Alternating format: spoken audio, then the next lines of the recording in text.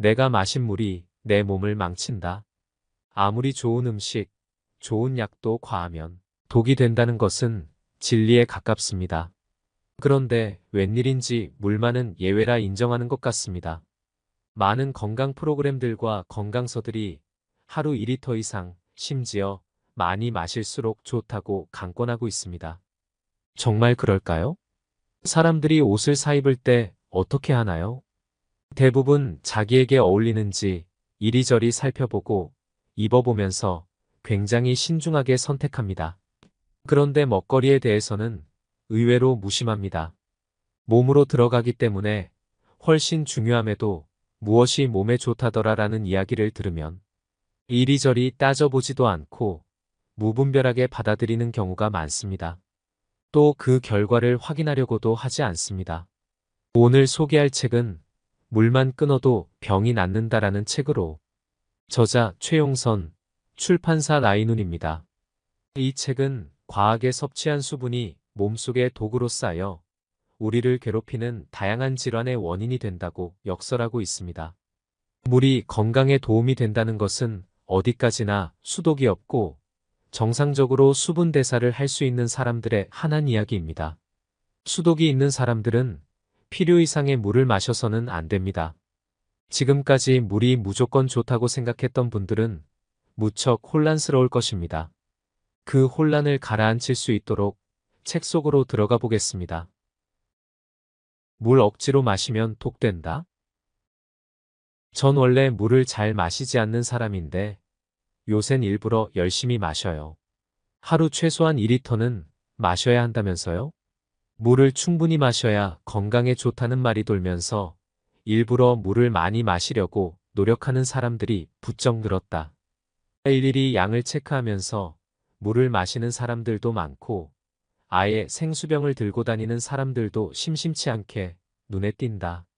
실제로 물은 우리 몸에서 아주 중요한 역할을 한다.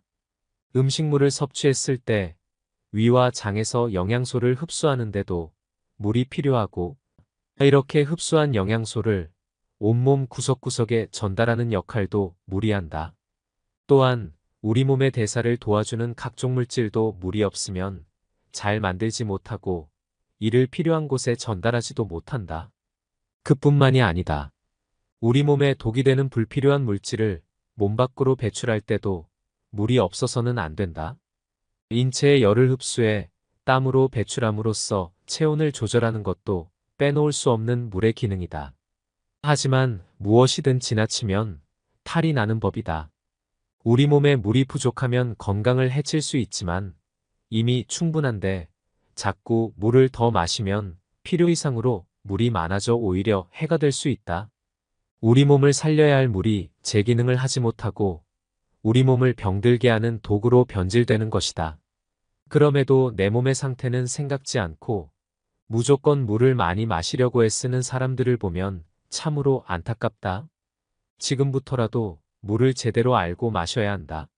왜 물이 독이 될 수 있는지를 이해하고 몸에 좋은 물과 몸에 나쁜 물이 어떻게 다른지만 알아도 건강을 위해 마신 물이 독이 되는 어처구니 없는 일을 막을 수 있다.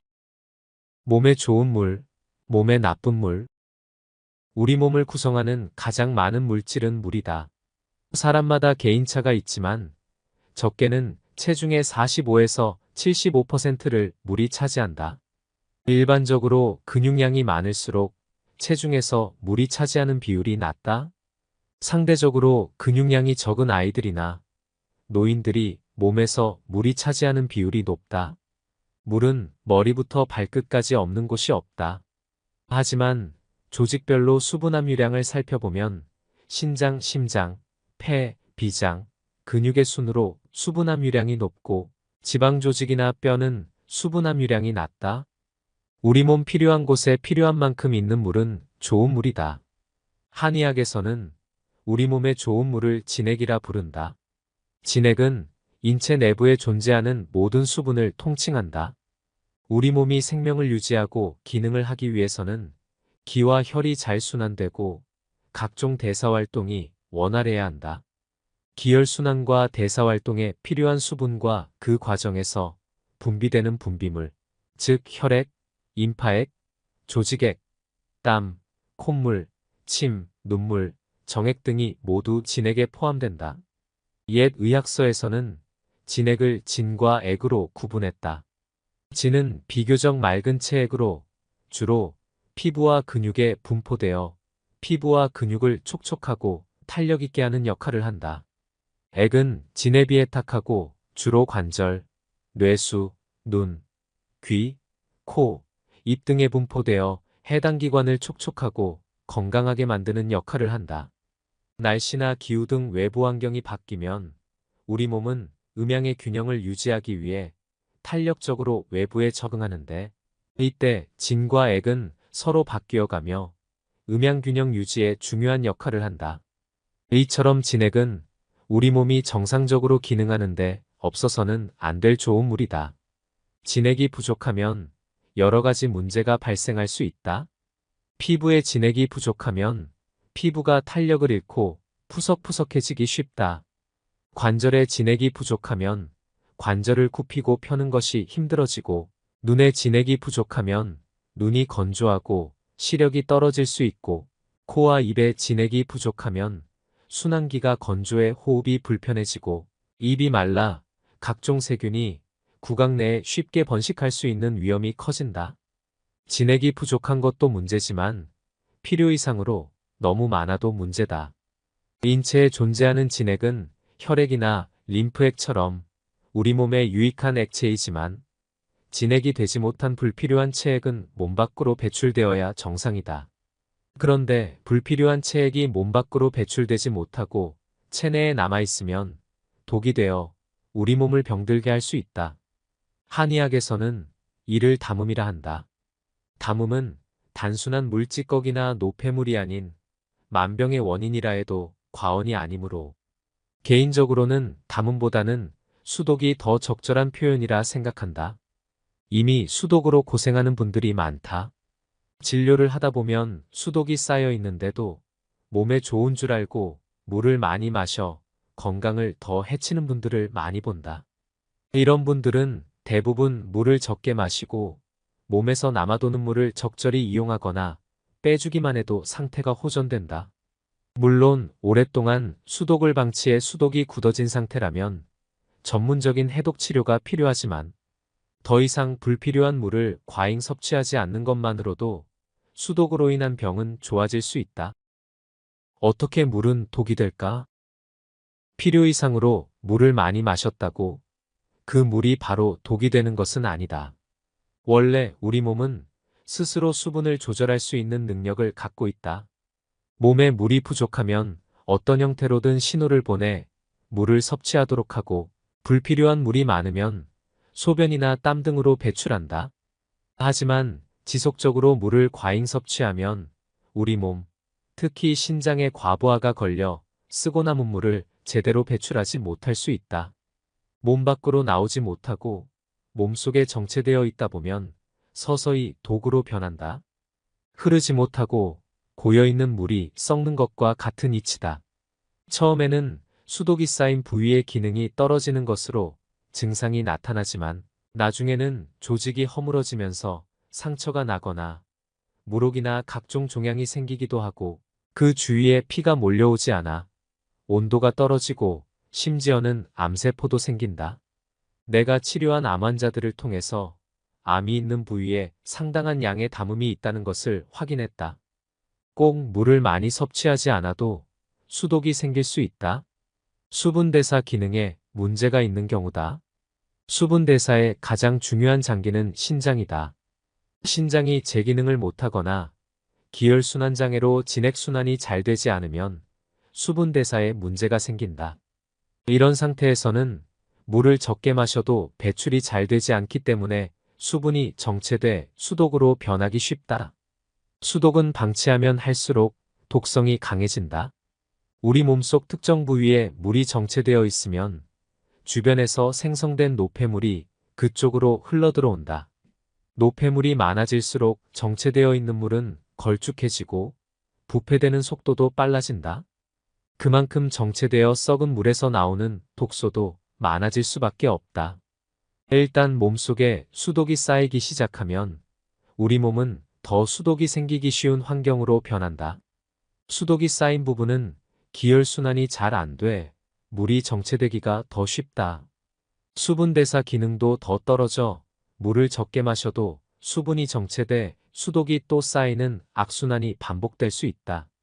이처럼 수독이 생기는 과정은 복합적이다. 지나친 수분 섭취가 원인이 될 수도 있고, 수분 대사를 관장하는 장기의 문제일 수도 있고, 전체적인 순환장애가 수독을 만들고 더 악화시킬 수 있다. 하지만 분명한 것은 필요 이상으로 과잉 섭취한 물은 몸에 좋은 진액이 아닌 독이 될 가능성이 크다는 것이다. 또한 어떤 원인에 의해 수독이 생겼든 수독이 생긴 이후에는 지나친 수분 섭취가 수독을 더욱 악화시키므로 필요 이상으로 수분을 섭취하지 않도록 각별히 조심해야 한다.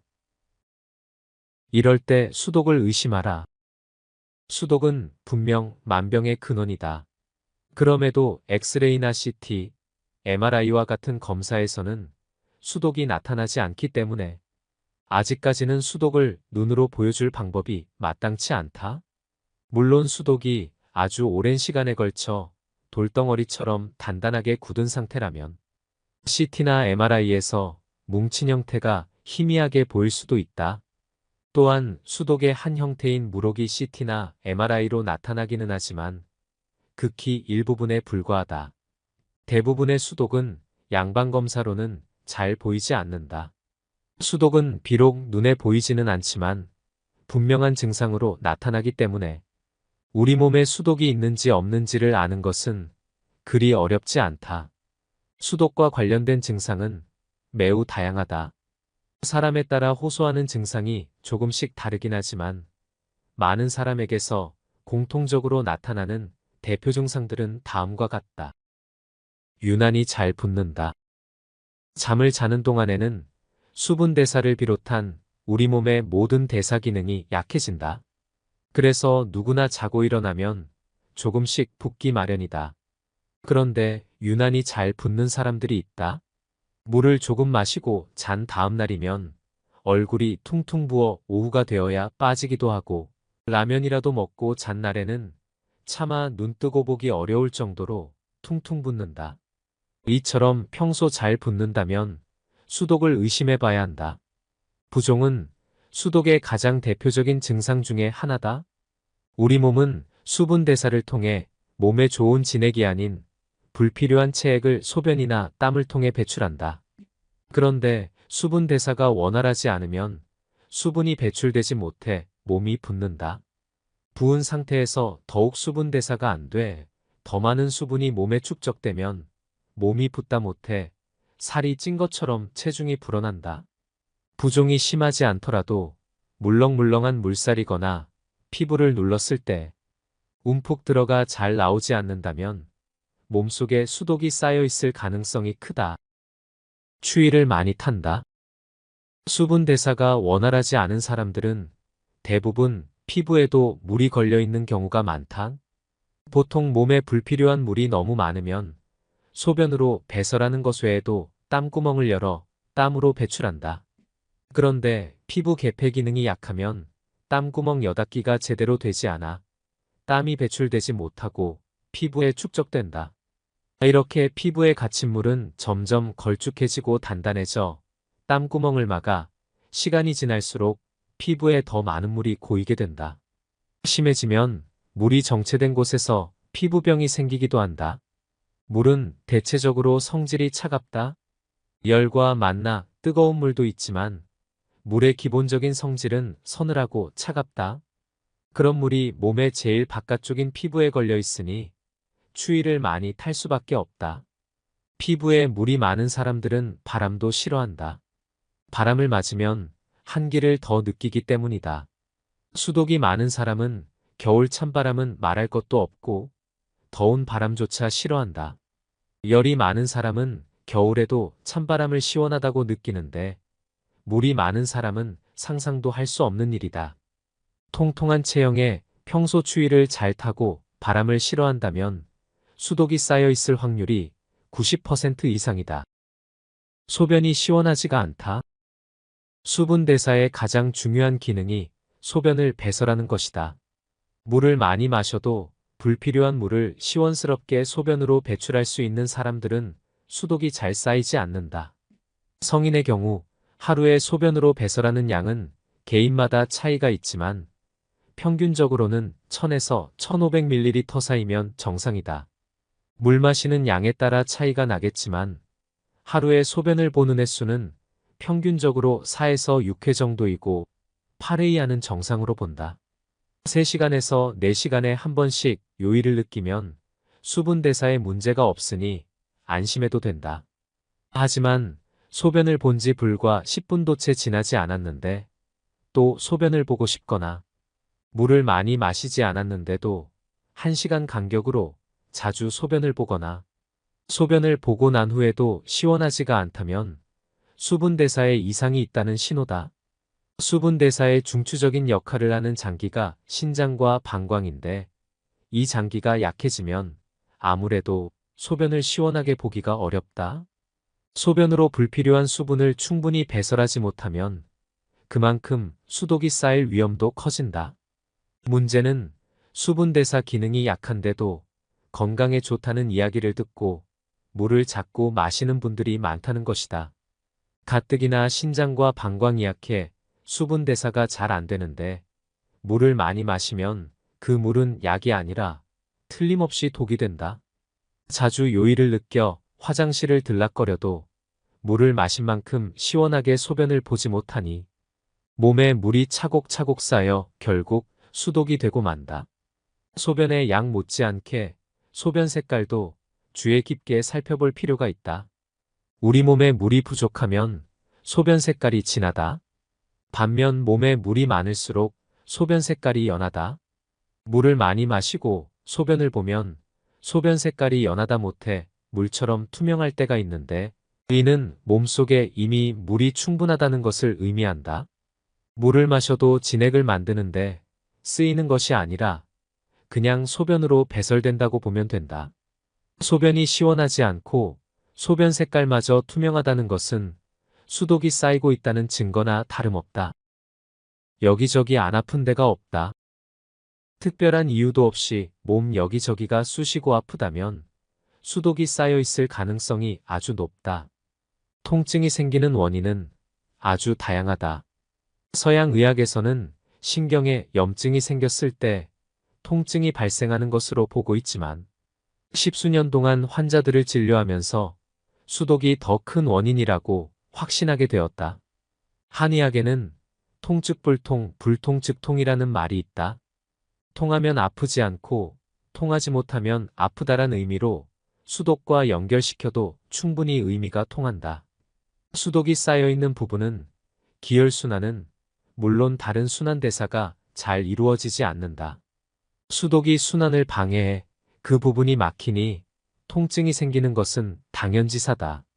실제로 환자들이 호소하는 80에서 90% 정도의 통증은 수독을 없애면 자연스럽게 사라지는 경우가 많다. 신체 어느 부위에 생긴 통증이든 상관없다. 양방검사상 아무 문제가 없는데 어깨, 팔, 다리 등 머리와 기타 어느 부위에서든 통증을 느끼고 통증이 지속된다면 10중 8구 수독이 원인이다. 통증 중에서도 관절통은 특히 수독과 더 밀접한 관련이 있다. 비가 오면 뼈 마디마디가 쑤시고 아프다는 분들이 많은데 궂은 날에는 관절에 물이 더 많아져 통증이 가중되는 것이라 보면 된다. 수독으로 인한 통증의 특징은 가만히 있으면 아프다가도 걷거나 몸을 움직이면 덜한 경우가 꽤 있다는 것이다. 대표적인 예가 아침에 눈 떠서 첫 발을 디딜 때 발바닥 통증을 느끼다가 걷다 보면 괜찮아지는 경우이다. 이는 몸을 움직이면 정체되어 있던 물이 퍼져 미약하게 남아 기혈순환이 원활해지기 때문이다. 밤에 통증이 더 심해지는 것도 비슷한 이유다. 잠을 자는 동안에는 우리 몸도 잠을 잔다. 최소한의 기능만 활성화시키고 장기들도 휴식을 취하기 때문에 아무래도 각종 순환 대사가 활발하지 않다. 그러다 보니 수독으로 막혀있던 부위가 더 정체돼 통증이 심해지는 것이다. 몸이 무겁고 기분이 우울하다. 기본적으로 수독이 많이 쌓여 있으면 젖은 옷처럼 몸이 축축 늘어지고 무겁다. 하지만 수독이 많으면 몸만 붓고 아픈 것이 아니다. 마음도 축축 처지고 우울해진다. 몸은 마음을 담는 그릇이다. 수독으로 몸이 불편하고 아프면 마음도 병이 든다. 물론 수독이 있다고 다 우울해하는 것은 아니지만 임상 경험으로 미루어 볼 때 수독이 기분에도 상당 부분 영향을 주는 것은 분명하다. 비가 오는 날은 왠지 기분이 처진다. 햇볕을 쬐면 양기가 활발해져서 기분이 좋아지는데 비가 오면 햇볕을 쬐을 수가 없어 기분이 우울해지는 것이다. 햇볕을 쬐을 수 없다는 것 외에 물도 한 몫을 한다. 비로 인해 습도가 높아지면 피부나 호흡기를 통해 알게 모르게 수분을 흡수해 몸도 무거워지고 기분도 우울해질 수 있다. 사실 몸과 마음은 동전의 양면이다. 서로 밀접하게 영향을 주고받는다. 몸이 아프면 기분이 우울해질 수 있고 반대로 우울하거나 스트레스를 받으면 기혈순환이 정체돼 몸이 아플 수 있다. 이처럼 몸과 마음은 서로 연결되어 있기 때문에 수독으로 인해 몸이 불편하고 아프면 기분이 처지고 우울해지는 것은 당연하다. 이런 병이라면 물이 문제다. 관절염의 90%는 수독 때문이다. 살면서 누구나 경험하는 질병 중 하나가 관절염이다. 관절염은 말 그대로 관절에 염증이 생겨 붓고 통증이 생기는 병이다. 관절염의 원인은 여러 가지지만 가장 큰 원인 중 하나가 노화이다. 관절은 뼈와 뼈를 연결해주는 부분으로 많이 쓰면 닳는다. 그러면서 관절을 보호하는 연골도 점점 손상되고 뼈와 인대도 손상돼 염증과 통증이 생기는데 이를 서양의학에서는 퇴행성관절염이라 부른다. 한마디로 노화로 인해 관절이 늙고 병들어 생기는 병이다. 꼭 퇴행성 변화에 의한 것이 아니더라도 관절에 염증을 일으키는 원인은 유전적인 요인, 외상, 비만 등 무척 다양하다. 하지만 나는 환자들을 진료하면서 염증의 주원인은 습열이고 통증의 주범은 수독이라 결론을 내렸다.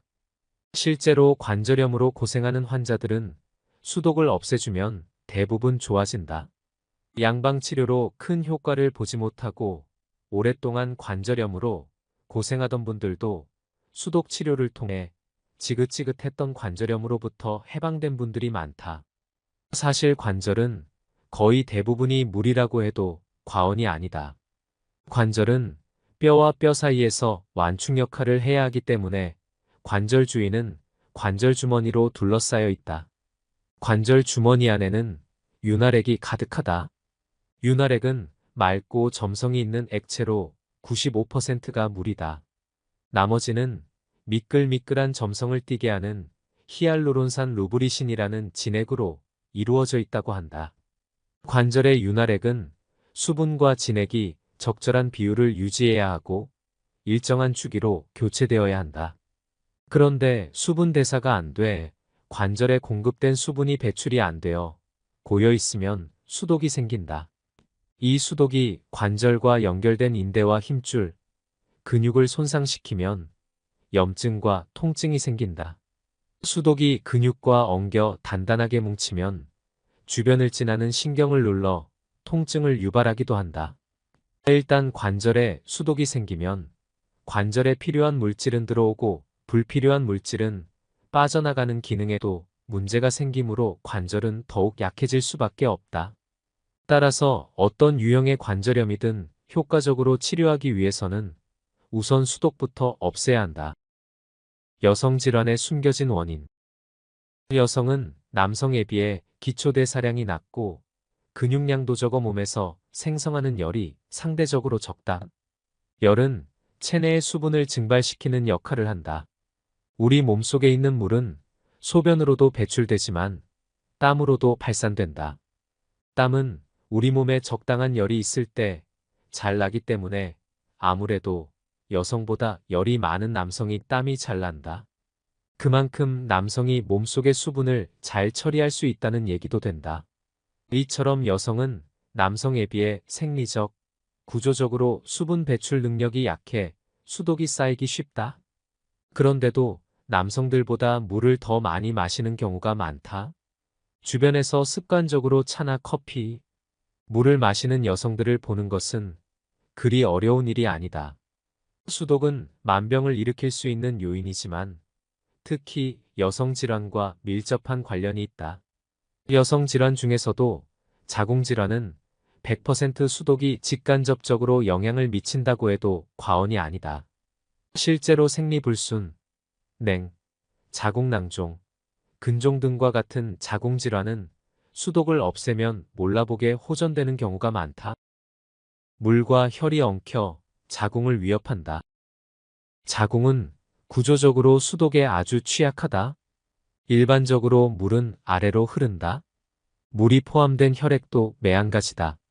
오래 앉아 있으면 다리가 퉁퉁 붓는데 이는 물이 아래로 흘러 다시 위로 가지 못하고 정체돼 나타나는 증상이다. 한의학에서는 우리 몸을 상초, 중초, 하초로 구분한다. 상초는 심장, 폐를 중심으로 한 흉부, 중초는 비장, 위장, 간장 등을 중심으로 하는 복부, 하초는 신장, 방광 등을 포함하는 하복부를 의미한다. 이런 기준으로 보면 자궁의 위치는 하초에 해당한다. 우리 몸 아래쪽에 자궁이 있으니 불필요하게 남아도는 물이 자궁으로 흘러들어올 수밖에 없다. 그 물이 다시 밖으로 흡수되거나 배출되면 그래도 괜찮은데 안타깝게도 자궁 안에 고여있게 되는 경우가 더 많다. 흐르지 못하고 정체되어 있는 물은 썩는다. 자궁 안에서 정체되어 있는 물은 더욱더 썩기 쉽다. 자궁 안의 자궁내막은 약 한 달을 주기로 두꺼워졌다가 탈락하기를 반복한다. 보통 월경이 끝난 직후부터 자궁내막이 서서히 두꺼워졌다가 배란기의 최고조에 달하고 배란 이후에는 자궁내막이 탈락된다. 자궁내막에는 수없이 많은 나선형 혈관들이 있는데 이 혈관에 혈액이 몰리고 두꺼워지면서 자궁내막 또한 두꺼워지는 것이다. 이렇게 두꺼워진 자궁내막은 임신이 되면 아기를 위한 푹신한 매트리스 역할을 하지만 그렇지 않으면 자궁내막이 탈락되고 혈관들이 무너지면서 생리를 시작한다. 자궁내막을 두껍게 살찌웠던 혈액은 임신을 하지 않으면 생리로 깨끗하게 배출되어야 한다. 그런데 여러 가지 문제로 말끔하게 배출되지 못하고 자궁 안에 남아있으면 건강에 적신호가 켜진다.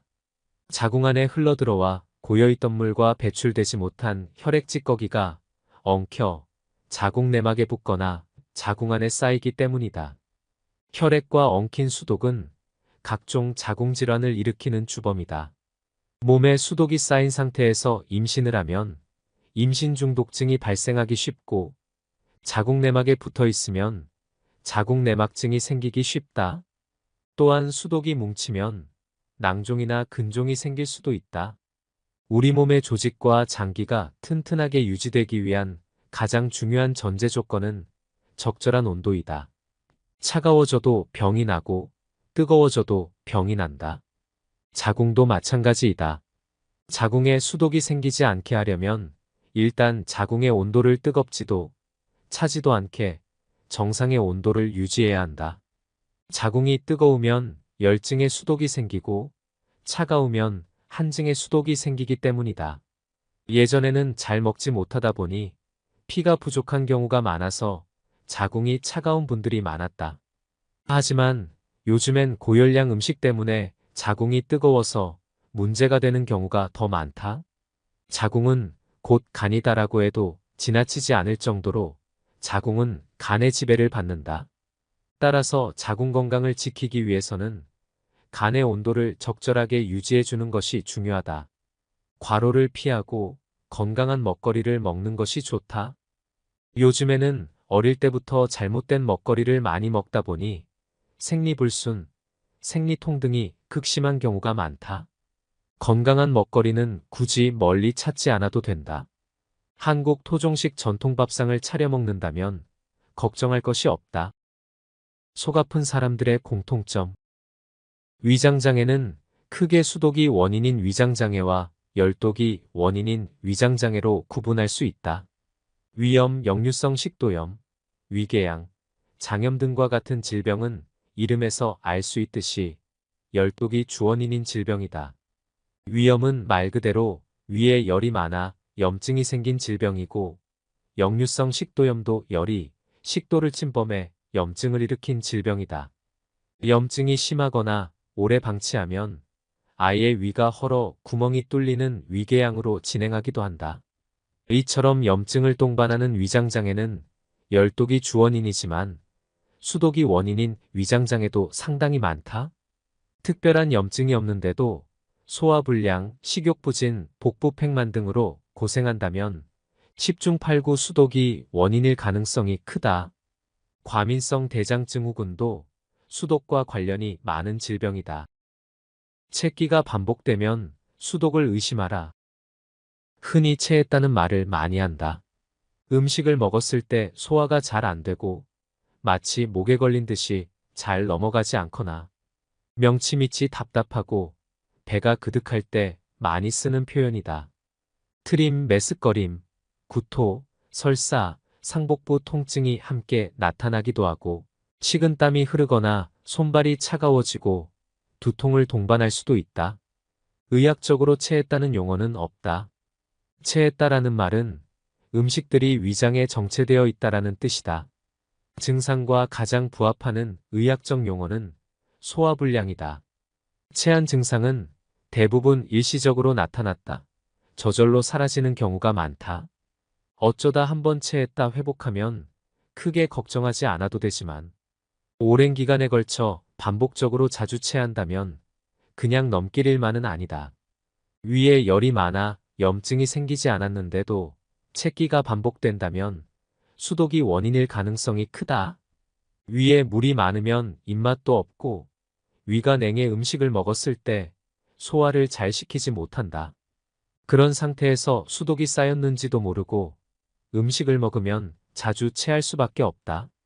소화가 잘 안 되면 일반적으로 소화제를 복용하는데 수독을 없애지 않고 소화제를 먹으면 잠시 진정될 수는 있으나 근본적인 원인이 그대로 남아있어 언제든 다시 체할 수 있다.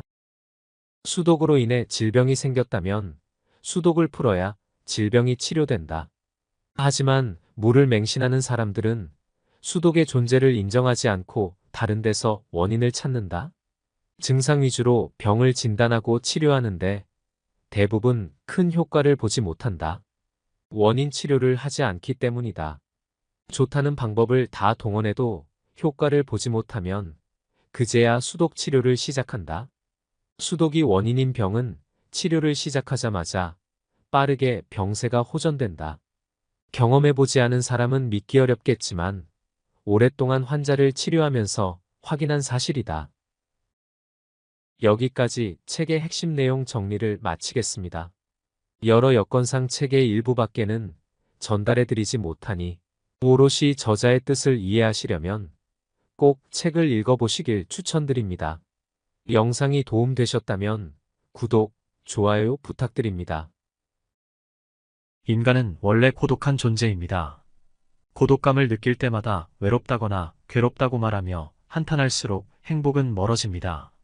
철학자 쇼펜하우어는 말했습니다. 인간이 불행을 겪는 대부분의 이유는 혼자 지낼 줄 모르기 때문이다. 고독을 즐기지 못하는 자는 행복을 떠나보내고 불행 감옥에 갇혀 사는 것이죠.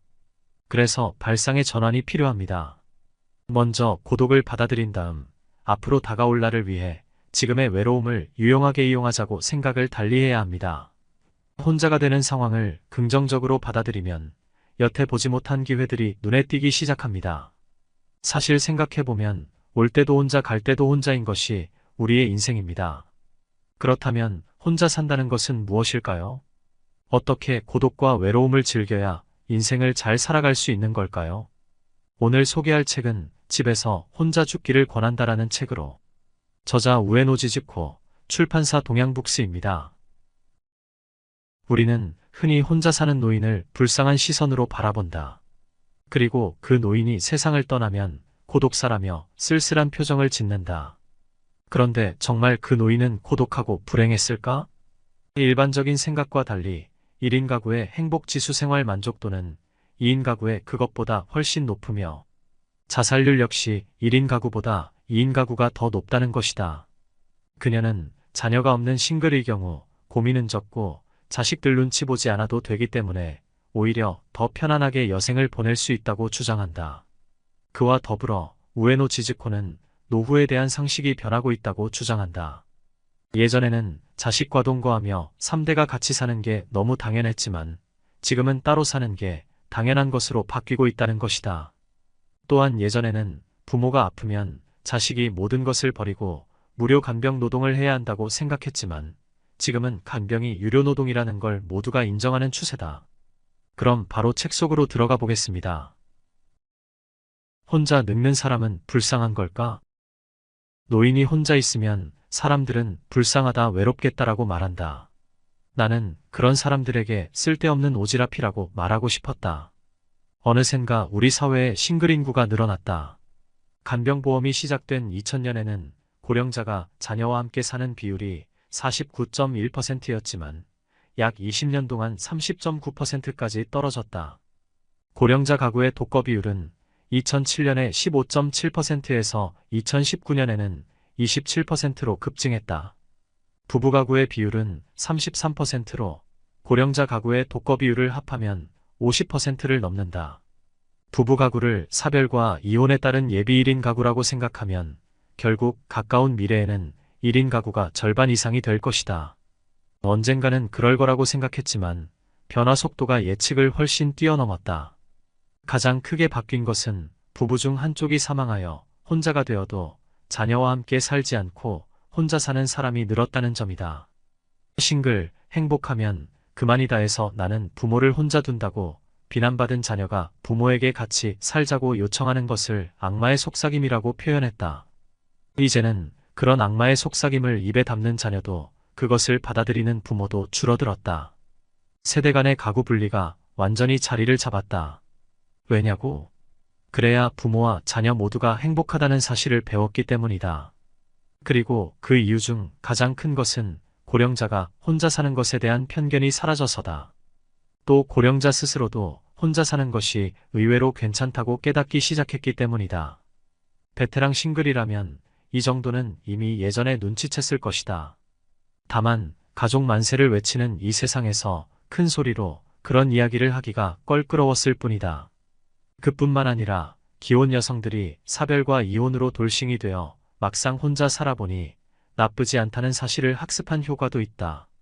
나는 사별이든 이혼이든 돌싱이 된 친구에게는 잘 다녀왔어라고 말해준다. 사실 우리는 모두 인생에서 일시적인 시간 동안만 가족으로 함께 산다. 그 시기가 지나면 모두 다 똑같은 싱글이다. 결국에는 싱글로 돌아오게 되어 있다. 1인 가구의 증가는 더 이상 막을 수 없다. 혼자는 외롭지도 불안하지도 않다. 스지가와 씨는 세 번째 책 속편 노후는 혼자 사는 게 행복하다에서 외로움과 불안을 조사했다. 외로움과 불안 비율을 동거 고령자와 독거 고령자로 나눠 조사한 결과는 둘 다 독거 고령자가 높게 나왔다. 역시 싱글은 외로워라고 생각할 수도 있다.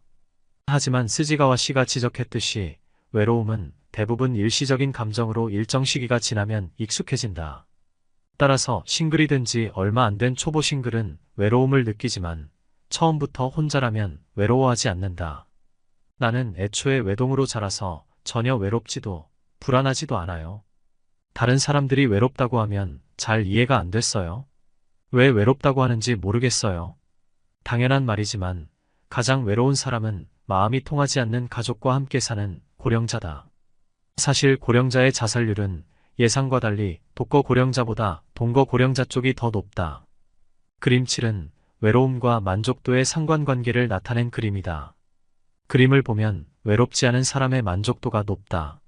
하지만 외롭든 외롭지 않든 동거 고령자는 독거 고령자보다 만족도가 낮다. 스지가와 씨는 이를 충격적인 결과라고 했다. 사례를 들어보겠다. 가족이 많고 몸 상태도 좋아서 외로움과 불안 모두 전혀 없어요. 하지만 만족도는 아무리 높아도 60점 정도예요. 가족과 함께 살면 아무래도 나를 억누르고 가족을 먼저 생각해야 하니까요. 당연히 생활에 대한 만족도가 낮아질 수밖에요. 불안을 느끼는 사람은 전체의 42.3%로 가족 수나 나이에 상관없이 어떤 환경에서든 불안을 느꼈다. 그래도 싱글 입장에서는 이러니 저러니 해도 자녀가 있으면 안심이 되잖아. 무슨 일이 생기면 달려와 줄 수 있으니까라고 불평할 수 있다. 하지만 스지가와 씨의 조사는 아주 면밀했다. 자녀가 있는 사람, 없는 사람, 가까이에 사는 사람, 멀리 사는 사람으로 나눠 만족도와 고민, 외로움, 불안을 비교했다. 자녀가 없는 싱글의 만족도가 가장 높은 데다가 고민은 적고 외로움과 불안도 더 낮았다. 자녀가 가까이에 사는 사람이 멀리 사는 사람보다 고민이 더 많았는데 역시 눈앞에 안 보이면 일단 잊고 살 수 있는 게 맞는 말 같다. 한편 자녀가 멀리 사는 사람이 가까이에 사는 사람보다 불안이 높은 것은 그럴만하다. 처음부터 자녀 없이 살면 특별히 외롭다고 느끼지 않는다. 스지가와 씨의 조사 결과를 정리하면 이렇게 말할 수 있다. 노후에는 혼자가 가장 행복하다. 노후에는 혼자가 행복하다는 사실을 증명해주는 듯한 책을 만났다.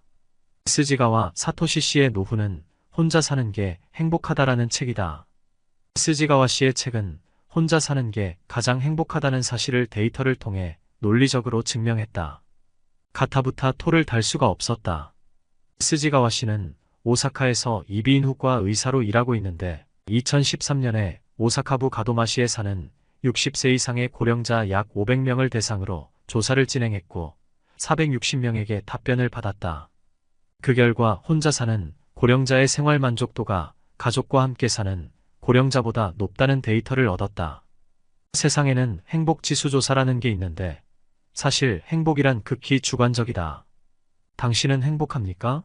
라는 질문에 대한 답변을 비교하는 일은 사실 매우 어렵다. 그래서 그 대신 생활 만족도라는 지표를 사용한다. 스지가와 씨도 생활 만족도를 사용했다. 그동안 진행했던 설문조사에서는 혼자 사는 고령자와 가족과 함께 사는 고령자의 생활 만족도를 비교했을 때 혼자 사는 쪽이 만족도가 더 낮다고 나왔다. 혼자 사는 고령자의 빈곤율이 높고 사회적 고립도도 높기 때문이었다. 하지만 스지가와 씨는 오사카 근교 주택가에 사는 중산층 노인들을 대상으로 설문을 진행했다. 자녀와 함께 진료를 받으러 오기도 하지만 어쨌든 이비인후과에 직접 진료를 받으러 오는 사람은 비교적 건강한 고령자다. 그리고 자녀가 있어도 따로 사는 선택적 싱글이 많은 편이다. 대량의 데이터에서는 보이지 않는 상대적으로 경제적 여유가 조금 있는 사람들을 조사했다고 할 수 있다.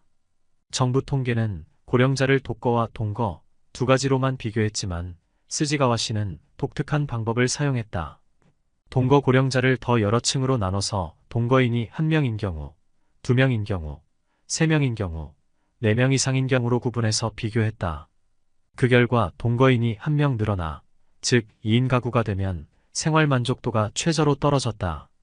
동거인이 다시 1명 더 늘어나서 3인 가구가 되면 생활 만족도가 조금 상승하고 4인 이상, 즉 다세대 가구가 되면 생활 만족도가 독거 고령자와 거의 비슷한 수준이 되었다. 2인 가구란 부부가구 아니면 부모 1인과 자녀 1인인 경우를 말한다.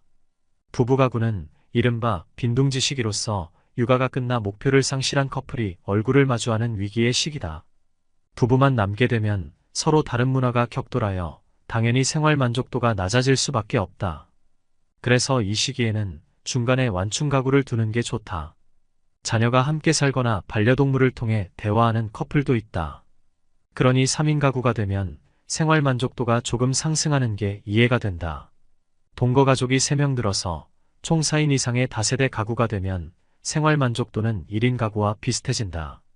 다세대 가구의 만족도가 높다는 결과를 보고 역시 노인은 가족과 함께 있어야 행복해라고 생각할지도 모르겠다.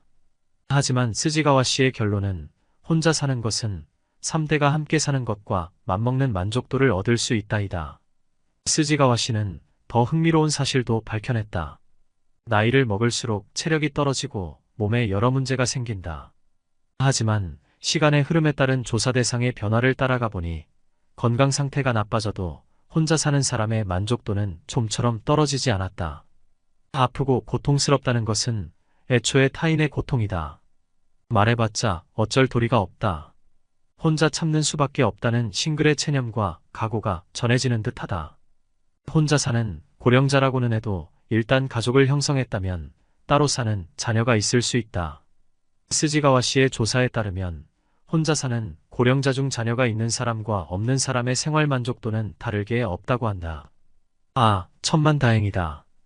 자녀가 없는 노후는 비참하다고 겁주는 말을 얼마나 들었던가.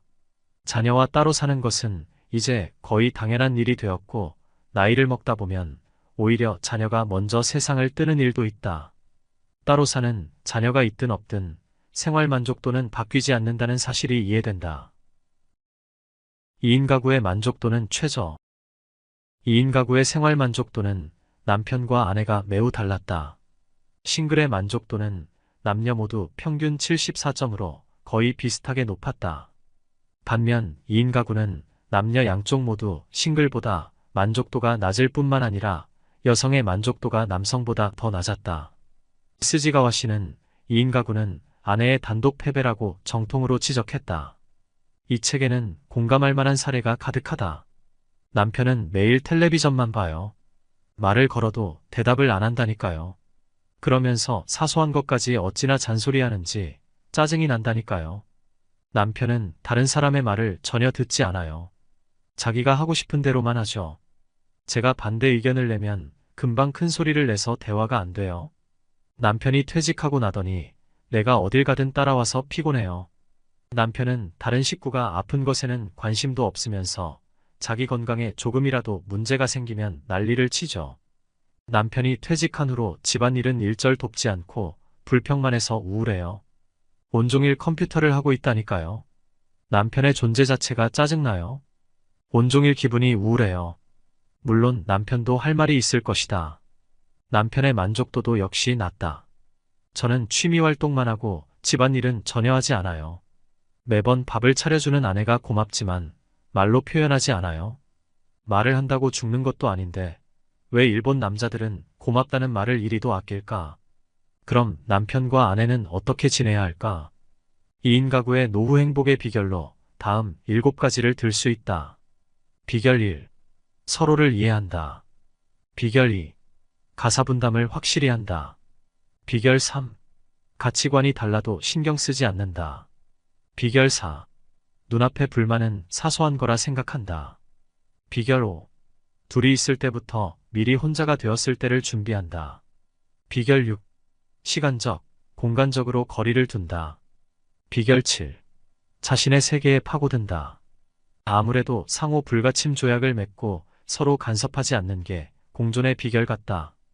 그렇다면 부부가 함께하는 의미가 뭘까? 남편을 먼저 보낸 아내는 이렇게 말한다. 맨날 싸우기만 해서 남편이 빨리 가버렸으면 좋겠다고 생각했는데 막상 가버리니 외롭네요. 부부란 참 알 수 없는 존재다. 기혼자인 스지가와 씨는 2인 가구 노후의 이상적인 모습은 혼자 사는 사람 2명을 한 지붕 아래에서 살게 하는 것이라고 했다. 실현할 수 있는 사람은 많지 않아 보인다.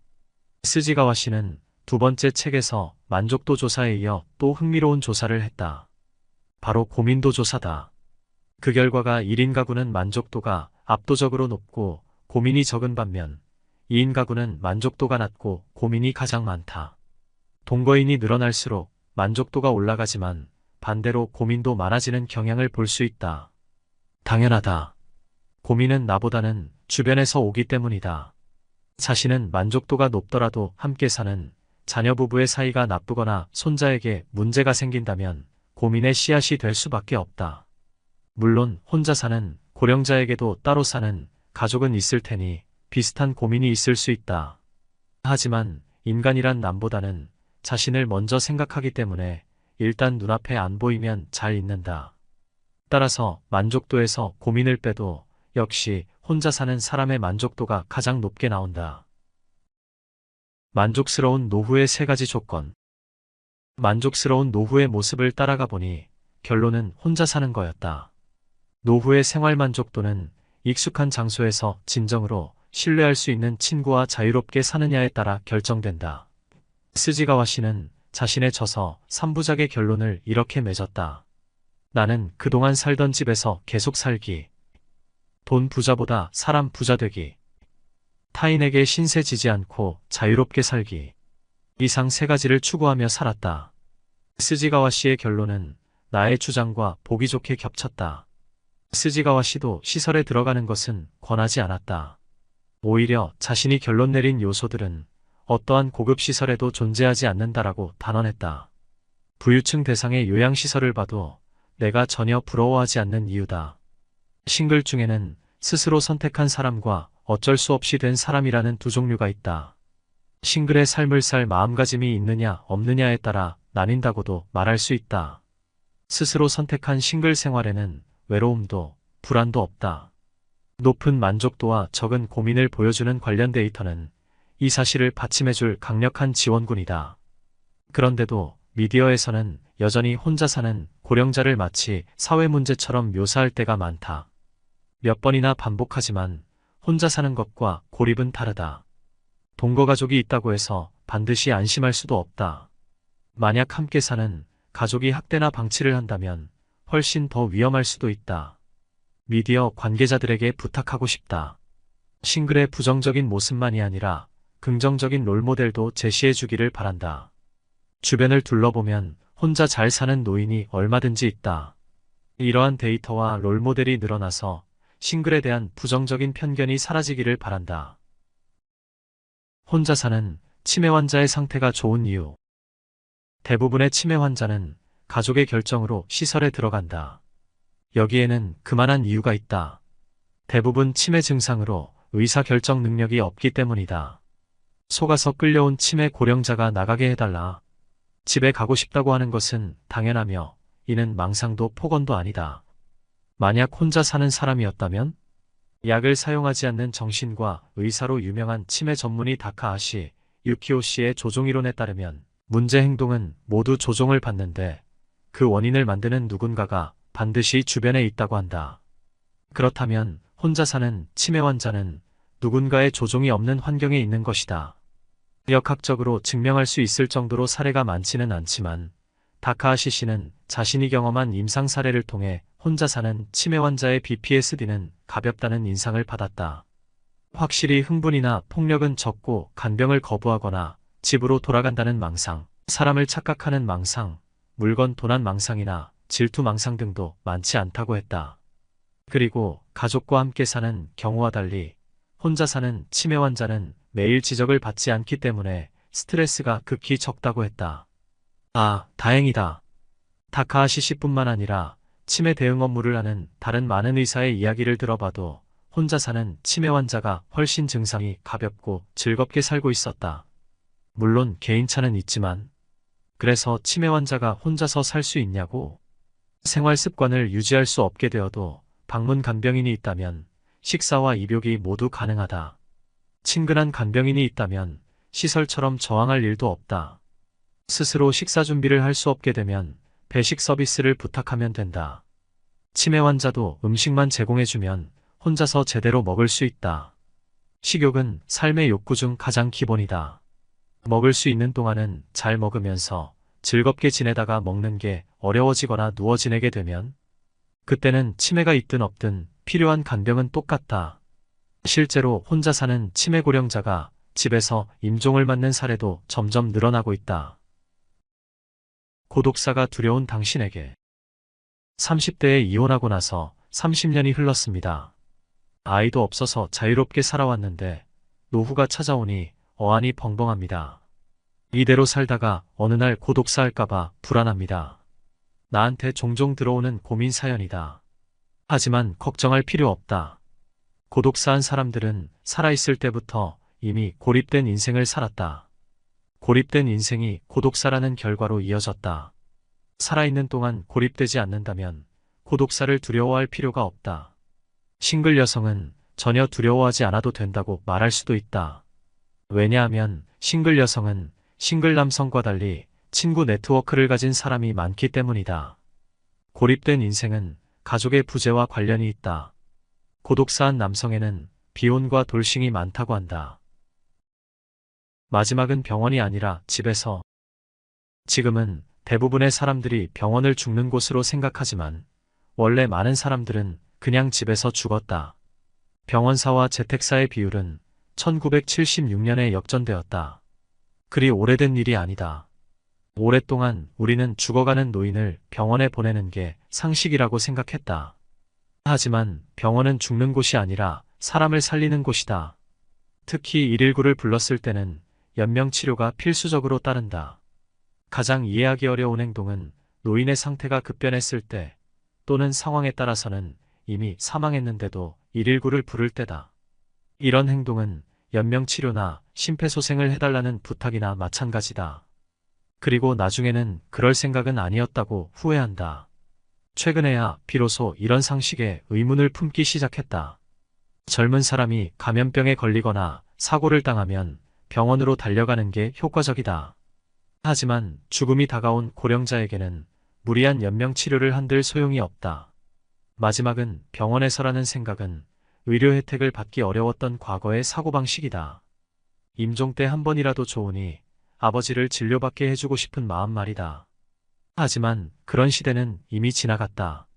병원에서 죽는 비율이 요즘 드디어 감소세로 접어들었다. 그 대신 재택사와 시설 간호가 점점 늘어나고 있다. 예전에는 시설에서조차 임종기의 노인은 병원으로 보냈지만 이제는 시설에서도 간호를 할 수 있게 되었다. 재택사로 변화하는 이러한 흐름은 절대 과거로 돌아가지 않을 것이다. 그리고 재택이라고 해도 그곳에는 이미 가족이 없거나 있어도 간병을 기대할 수 없다. 게다가 지금의 탈병원화 현상은 병원화가 한 바퀴를 돌고 난 후에 새로운 재택사다. 지역의 의료와 간병 자원이 이전과는 달리 충실해졌기 때문이다. 일본인의 사망 원인을 보면 대부분 나이 먹어서 생긴 질환으로 죽었다는 사실을 알 수 있다. 즉, 예상할 수 있는 죽음, 원만한 죽음이다. 자택에서 서서히 다가오는 죽음을 맞이하는데 의료가 개입할 필요는 없다. 의료는 병을 고치는 게 목적이지 죽기 위한 게 아니다. 의료의 역할은 개입을 삼가고 사후에 사망진단서를 써주는 것이다. 여기까지 책의 핵심 내용 정리를 마치겠습니다. 여러 여건상 책의 일부밖에는 전달해드리지 못하니 오롯이 저자의 뜻을 이해하시려면 꼭 책을 읽어보시길 추천드립니다. 영상이 도움되셨다면 구독, 좋아요 부탁드립니다. 인간은 원래 고독한 존재입니다. 고독감을 느낄 때마다 외롭다거나 괴롭다고 말하며 한탄할수록 행복은 멀어집니다. 철학자 쇼펜하우어는 말했습니다. 인간이 불행을 겪는 대부분의 이유는 혼자 지낼 줄 모르기 때문이다. 고독을 즐기지 못하는 자는 행복을 떠나보내고 불행 감옥에 갇혀 사는 것이죠. 그래서 발상의 전환이 필요합니다. 먼저 고독을 받아들인 다음 앞으로 다가올 날을 위해 지금의 외로움을 유용하게 이용하자고 생각을 달리해야 합니다. 혼자가 되는 상황을 긍정적으로 받아들이면 여태 보지 못한 기회들이 눈에 띄기 시작합니다. 사실 생각해보면 올 때도 혼자 갈 때도 혼자인 것이 우리의 인생입니다. 그렇다면 혼자 산다는 것은 무엇일까요? 어떻게 고독과 외로움을 즐겨야 인생을 잘 살아갈 수 있는 걸까요? 오늘 소개할 책은 집에서 혼자 죽기를 권한다라는 책으로 저자 우에노 지즈코, 출판사 동양북스입니다. 우리는 흔히 혼자 사는 노인을 불쌍한 시선으로 바라본다. 그리고 그 노인이 세상을 떠나면 고독사라며 쓸쓸한 표정을 짓는다. 그런데 정말 그 노인은 고독하고 불행했을까?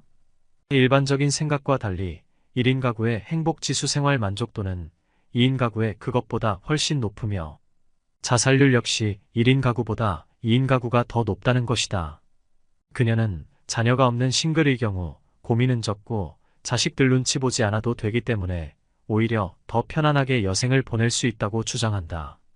그와 더불어 우에노 지즈코는 노후에 대한 상식이 변하고 있다고 주장한다. 예전에는 자식과 동거하며 3대가 같이 사는 게 너무 당연했지만 지금은 따로 사는 게 당연한 것으로 바뀌고 있다는 것이다. 또한 예전에는 부모가 아프면 자식이 모든 것을 버리고 무료 간병 노동을 해야 한다고 생각했지만 지금은 간병이 유료 노동이라는 걸 모두가 인정하는 추세다. 그럼 바로 책 속으로 들어가 보겠습니다. 혼자 늙는 사람은 불쌍한 걸까? 노인이 혼자 있으면 사람들은 불쌍하다 외롭겠다라고 말한다. 나는 그런 사람들에게 쓸데없는 오지랖이라고 말하고 싶었다. 어느샌가 우리 사회에 싱글 인구가 늘어났다. 간병보험이 시작된 2000년에는 고령자가 자녀와 함께 사는 비율이 49.1%였지만 약 20년 동안 30.9%까지 떨어졌다. 고령자 가구의 독거 비율은 2007년에 15.7%에서 2019년에는 27%로 급증했다. 부부 가구의 비율은 33%로 고령자 가구의 독거 비율을 합하면 50%를 넘는다. 부부 가구를 사별과 이혼에 따른 예비 1인 가구라고 생각하면 결국 가까운 미래에는 1인 가구가 절반 이상이 될 것이다. 언젠가는 그럴 거라고 생각했지만 변화 속도가 예측을 훨씬 뛰어넘었다. 가장 크게 바뀐 것은 부부 중 한쪽이 사망하여 혼자가 되어도 자녀와 함께 살지 않고 혼자 사는 사람이 늘었다는 점이다. 싱글, 행복하면 그만이다 해서 나는 부모를 혼자 둔다고 비난받은 자녀가 부모에게 같이 살자고 요청하는 것을 악마의 속삭임이라고 표현했다. 이제는 그런 악마의 속삭임을 입에 담는 자녀도 그것을 받아들이는 부모도 줄어들었다. 세대 간의 가구 분리가 완전히 자리를 잡았다. 왜냐고? 그래야 부모와 자녀 모두가 행복하다는 사실을 배웠기 때문이다. 그리고 그 이유 중 가장 큰 것은 고령자가 혼자 사는 것에 대한 편견이 사라져서다. 또 고령자 스스로도 혼자 사는 것이 의외로 괜찮다고 깨닫기 시작했기 때문이다. 베테랑 싱글이라면 이 정도는 이미 예전에 눈치챘을 것이다. 다만 가족 만세를 외치는 이 세상에서 큰 소리로 그런 이야기를 하기가 껄끄러웠을 뿐이다. 그뿐만 아니라 기혼 여성들이 사별과 이혼으로 돌싱이 되어 막상 혼자 살아보니 나쁘지 않다는 사실을 학습한 효과도 있다. 나는 사별이든 이혼이든 돌싱이 된 친구에게는 잘 다녀왔어라고 말해준다. 사실 우리는 모두 인생에서 일시적인 시간 동안만 가족으로 함께 산다. 그 시기가 지나면 모두 다 똑같은 싱글이다. 결국에는 싱글로 돌아오게 되어 있다. 1인 가구의 증가는 더 이상 막을 수 없다. 혼자는 외롭지도 불안하지도 않다. 스지가와 씨는 세 번째 책 속편 노후는 혼자 사는 게 행복하다에서 외로움과 불안을 조사했다. 외로움과 불안 비율을 동거 고령자와 독거 고령자로 나눠 조사한 결과는 둘 다 독거 고령자가 높게 나왔다. 역시 싱글은 외로워라고 생각할 수도 있다. 하지만 스지가와 씨가 지적했듯이 외로움은 대부분 일시적인 감정으로 일정 시기가 지나면 익숙해진다. 따라서 싱글이 된 지 얼마 안 된 초보 싱글은 외로움을 느끼지만 처음부터 혼자라면 외로워하지 않는다. 나는 애초에 외동으로 자라서 전혀 외롭지도 불안하지도 않아요. 다른 사람들이 외롭다고 하면 잘 이해가 안 됐어요. 왜 외롭다고 하는지 모르겠어요. 당연한 말이지만 가장 외로운 사람은 마음이 통하지 않는 가족과 함께 사는 고령자다. 사실 고령자의 자살률은 예상과 달리 독거 고령자보다 동거 고령자 쪽이 더 높다. 그림 7은 외로움과 만족도의 상관관계를 나타낸 그림이다. 그림을 보면 외롭지 않은 사람의 만족도가 높다. 하지만 외롭든 외롭지 않든 동거 고령자는 독거 고령자보다 만족도가 낮다. 스지가와 씨는 이를 충격적인 결과라고 했다. 사례를 들어보겠다. 가족이 많고 몸 상태도 좋아서 외로움과 불안 모두 전혀 없어요. 하지만 만족도는 아무리 높아도 60점 정도예요. 가족과 함께 살면 아무래도 나를 억누르고 가족을 먼저 생각해야 하니까요. 당연히 생활에 대한 만족도가 낮아질 수밖에요. 불안을 느끼는 사람은 전체의 42.3%로 가족 수나 나이에 상관없이 어떤 환경에서든 불안을 느꼈다. 그래도 싱글 입장에서는 이러니 저러니 해도 자녀가 있으면 안심이 되잖아. 무슨 일이 생기면 달려와 줄 수 있으니까라고 불평할 수 있다. 하지만 스지가와 씨의 조사는 아주 면밀했다. 자녀가 있는 사람, 없는 사람, 가까이에 사는 사람, 멀리 사는 사람으로 나눠 만족도와 고민, 외로움, 불안을 비교했다. 자녀가 없는 싱글의 만족도가 가장 높은 데다가 고민은 적고 외로움과 불안도 더 낮았다. 자녀가 가까이에 사는 사람이 멀리 사는 사람보다 고민이 더 많았는데 역시 눈앞에 안 보이면 일단 잊고 살 수 있는 게 맞는 말 같다. 한편 자녀가 멀리 사는 사람이 가까이에 사는 사람보다 불안이 높은 것은 그럴만하다. 처음부터 자녀 없이 살면 특별히 외롭다고 느끼지 않는다. 스지가와 씨의 조사 결과를 정리하면 이렇게 말할 수 있다. 노후에는 혼자가 가장 행복하다. 노후에는 혼자가 행복하다는 사실을 증명해주는 듯한 책을 만났다. 스지가와 사토시 씨의 노후는 혼자 사는 게 행복하다라는 책이다.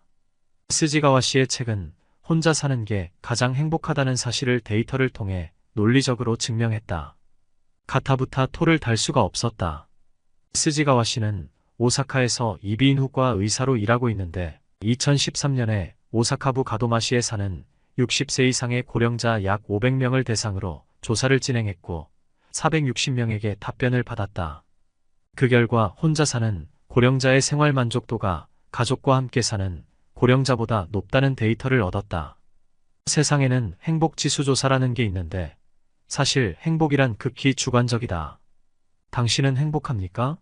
라는 질문에 대한 답변을 비교하는 일은 사실 매우 어렵다. 그래서 그 대신 생활 만족도라는 지표를 사용한다.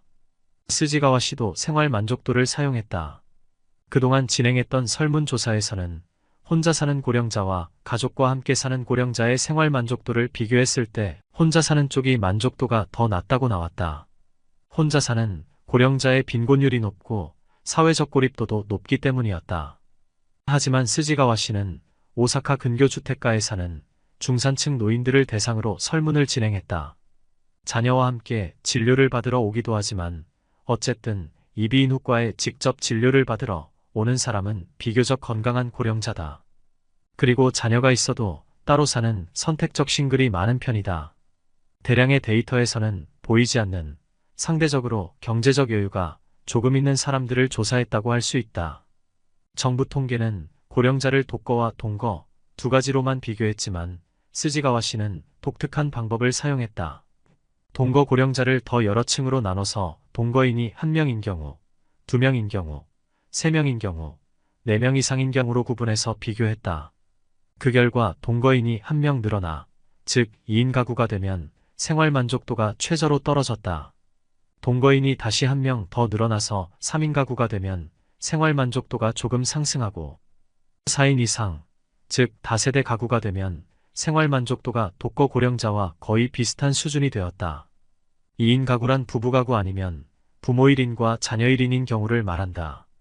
부부가구는 이른바 빈둥지 시기로서 육아가 끝나 목표를 상실한 커플이 얼굴을 마주하는 위기의 시기다. 부부만 남게 되면 서로 다른 문화가 격돌하여 당연히 생활 만족도가 낮아질 수밖에 없다. 그래서 이 시기에는 중간에 완충 가구를 두는 게 좋다. 자녀가 함께 살거나 반려동물을 통해 대화하는 커플도 있다. 그러니 3인 가구가 되면 생활 만족도가 조금 상승하는 게 이해가 된다. 동거 가족이 3명 들어서 총 4인 이상의 다세대 가구가 되면 생활 만족도는 1인 가구와 비슷해진다.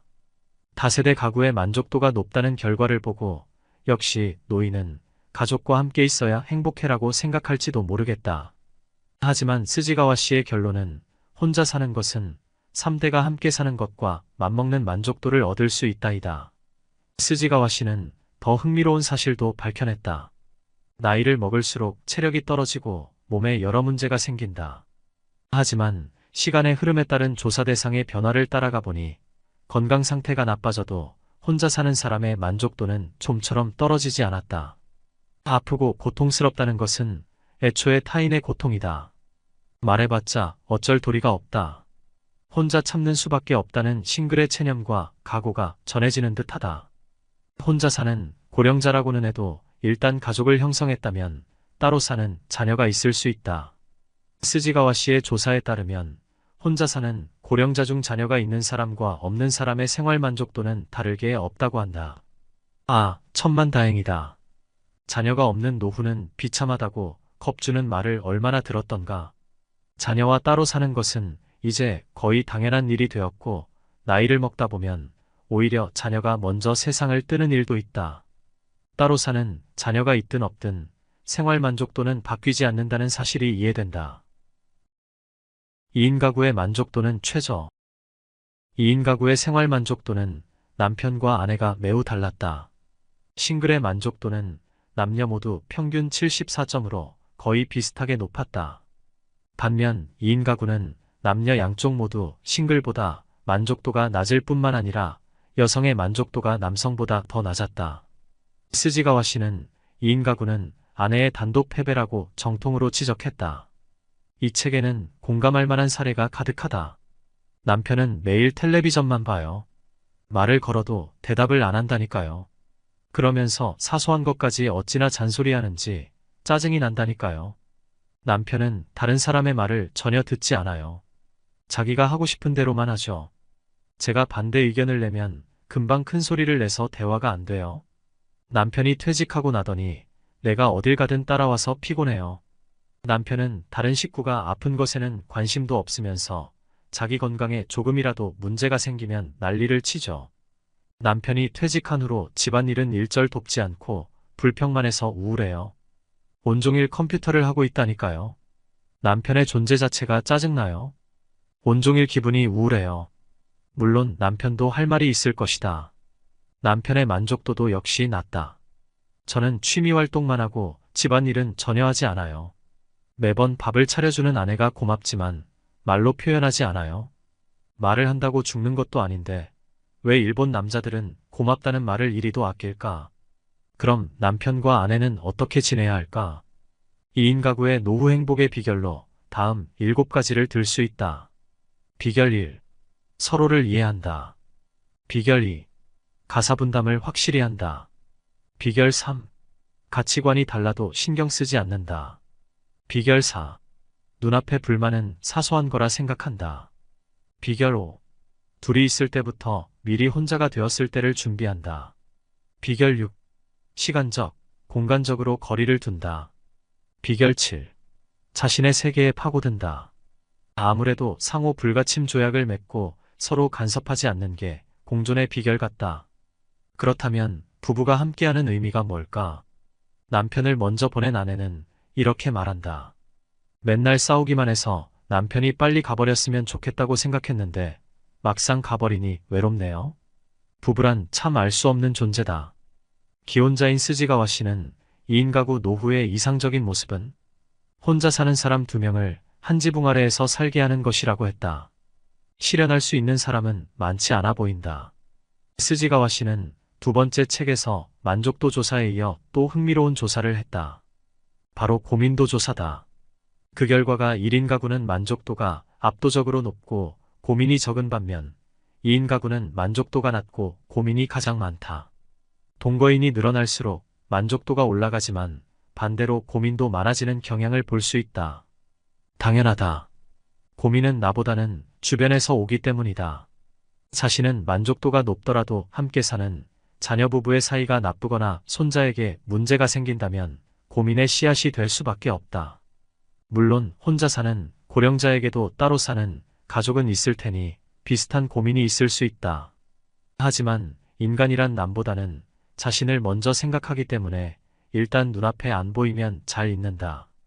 따라서 만족도에서 고민을 빼도 역시 혼자 사는 사람의 만족도가 가장 높게 나온다. 만족스러운 노후의 3가지 조건. 만족스러운 노후의 모습을 따라가 보니 결론은 혼자 사는 거였다. 노후의 생활 만족도는 익숙한 장소에서 진정으로 신뢰할 수 있는 친구와 자유롭게 사느냐에 따라 결정된다. 스지가와 씨는 자신의 저서 3부작의 결론을 이렇게 맺었다. 나는 그동안 살던 집에서 계속 살기. 돈 부자보다 사람 부자 되기. 타인에게 신세 지지 않고 자유롭게 살기. 이상 3가지를 추구하며 살았다. 스지가와 씨의 결론은 나의 주장과 보기 좋게 겹쳤다. 스지가와 씨도 시설에 들어가는 것은 권하지 않았다. 오히려 자신이 결론 내린 요소들은 어떠한 고급 시설에도 존재하지 않는다라고 단언했다. 부유층 대상의 요양시설을 봐도 내가 전혀 부러워하지 않는 이유다. 싱글 중에는 스스로 선택한 사람과 어쩔 수 없이 된 사람이라는 두 종류가 있다. 싱글의 삶을 살 마음가짐이 있느냐 없느냐에 따라 나뉜다고도 말할 수 있다. 스스로 선택한 싱글 생활에는 외로움도 불안도 없다.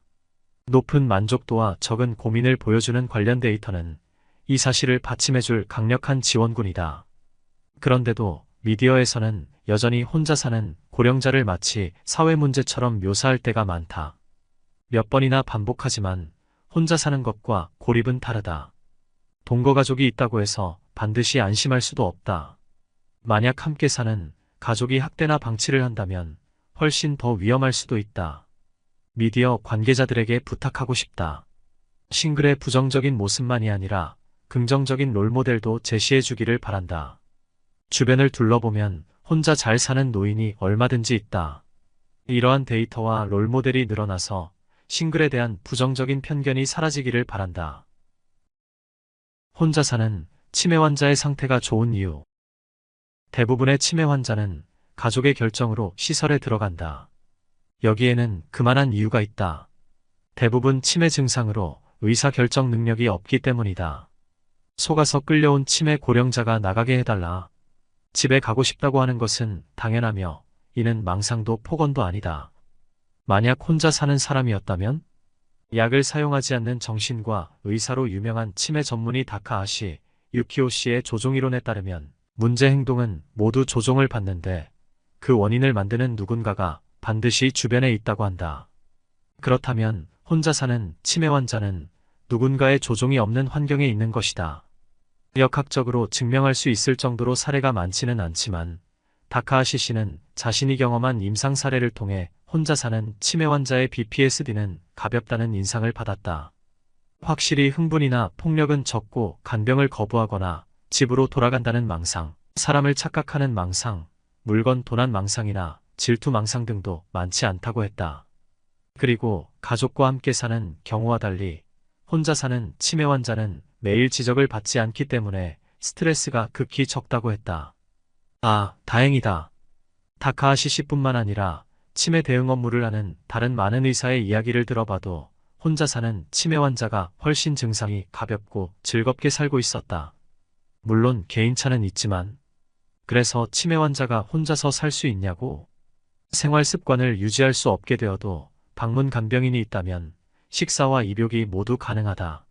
친근한 간병인이 있다면 시설처럼 저항할 일도 없다. 스스로 식사 준비를 할 수 없게 되면 배식 서비스를 부탁하면 된다. 치매 환자도 음식만 제공해주면 혼자서 제대로 먹을 수 있다. 식욕은 삶의 욕구 중 가장 기본이다. 먹을 수 있는 동안은 잘 먹으면서 즐겁게 지내다가 먹는 게 어려워지거나 누워 지내게 되면 그때는 치매가 있든 없든 필요한 간병은 똑같다. 실제로 혼자 사는 치매 고령자가 집에서 임종을 맞는 사례도 점점 늘어나고 있다. 고독사가 두려운 당신에게 30대에 이혼하고 나서 30년이 흘렀습니다. 아이도 없어서 자유롭게 살아왔는데 노후가 찾아오니 어안이 벙벙합니다. 이대로 살다가 어느 날 고독사 할까봐 불안합니다. 나한테 종종 들어오는 고민 사연이다. 하지만 걱정할 필요 없다. 고독사한 사람들은 살아있을 때부터 이미 고립된 인생을 살았다. 고립된 인생이 고독사라는 결과로 이어졌다. 살아있는 동안 고립되지 않는다면 고독사를 두려워할 필요가 없다. 싱글 여성은 전혀 두려워하지 않아도 된다고 말할 수도 있다. 왜냐하면 싱글 여성은 싱글 남성과 달리 친구 네트워크를 가진 사람이 많기 때문이다. 고립된 인생은 가족의 부재와 관련이 있다. 고독사한 남성에는 비혼과 돌싱이 많다고 한다. 마지막은 병원이 아니라 집에서. 지금은 대부분의 사람들이 병원을 죽는 곳으로 생각하지만 원래 많은 사람들은 그냥 집에서 죽었다. 병원사와 재택사의 비율은 1976년에 역전되었다. 그리 오래된 일이 아니다. 오랫동안 우리는 죽어가는 노인을 병원에 보내는 게 상식이라고 생각했다. 하지만 병원은 죽는 곳이 아니라 사람을 살리는 곳이다. 특히 119를 불렀을 때는 연명치료가 필수적으로 따른다. 가장 이해하기 어려운 행동은 노인의 상태가 급변했을 때 또는 상황에 따라서는 이미 사망했는데도 119를 부를 때다. 이런 행동은 연명치료나 심폐소생을 해달라는 부탁이나 마찬가지다. 그리고 나중에는 그럴 생각은 아니었다고 후회한다. 최근에야 비로소 이런 상식에 의문을 품기 시작했다. 젊은 사람이 감염병에 걸리거나 사고를 당하면 병원으로 달려가는 게 효과적이다. 하지만 죽음이 다가온 고령자에게는 무리한 연명 치료를 한들 소용이 없다. 마지막은 병원에서라는 생각은 의료 혜택을 받기 어려웠던 과거의 사고방식이다. 임종 때 한 번이라도 좋으니 아버지를 진료받게 해주고 싶은 마음 말이다. 하지만 그런 시대는 이미 지나갔다. 병원에서 죽는 비율이 요즘 드디어 감소세로 접어들었다. 그 대신 재택사와 시설 간호가 점점 늘어나고 있다. 예전에는 시설에서조차 임종기의 노인은 병원으로 보냈지만 이제는 시설에서도 간호를 할 수 있게 되었다. 재택사로 변화하는 이러한 흐름은 절대 과거로 돌아가지 않을 것이다. 그리고 재택이라고 해도 그곳에는 이미 가족이 없거나 있어도 간병을 기대할 수 없다. 게다가 지금의 탈병원화 현상은 병원화가 한 바퀴를 돌고 난 후의 새로운 재택사다. 지역의 의료와 간병 자원이 이전과는 달리 충실해졌기 때문이다. 일본인의 사망 원인을 보면 대부분 나이 먹어서 생긴 질환으로 죽었다는 사실을 알 수 있다. 즉, 예상할 수 있는 죽음, 원만한 죽음이다. 자택에서 서서히 다가오는 죽음을 맞이하는데 의료가 개입할 필요는 없다. 의료는 병을 고치는 게 목적이지 죽기 위한 게 아니다. 의료의 역할은 개입을 삼가고 사후에 사망진단서를 써주는 것이다. 여기까지 책의 핵심 내용 정리를 마치겠습니다. 여러 여건상 책의 일부밖에는 전달해드리지 못하니 오롯이 저자의 뜻을 이해하시려면 꼭 책을 읽어보시길 추천드립니다. 영상이 도움되셨다면 구독, 좋아요 부탁드립니다.